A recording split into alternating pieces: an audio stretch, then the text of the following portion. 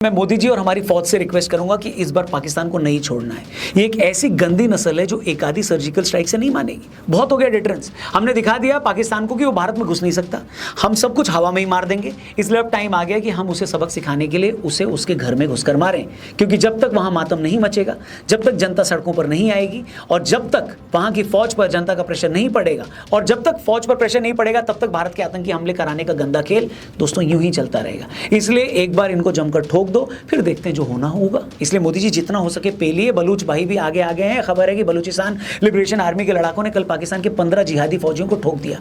BLA तो यहां तक क्लेम कर रही है कि उसने बलूचिस्तान के 1/3 एरिया पर कब्जा कर लिया है। पाकिस्तानी फौजियों की हालत यह है कि 6 बजे के बाद पेट्रोलिंग करने नहीं निकल रहे। यहां तक कि पाकिस्तान के former prime minister Shahid Khaqan ने खुलेआम बोला है कि बलूचिस्तान से पाकिस्तानी फौज की पकड़ कमजोर पड़ गई है। खाकान खुद कबूल कर रहे हैं कि बलूचिस्तान में हालात इतने खराब हैं कि सरकारी मंत्री तक बिना हेवी सिक्योरिटी के घर से निकलने की हिम्मत नहीं कर रहे हैं वहां पे।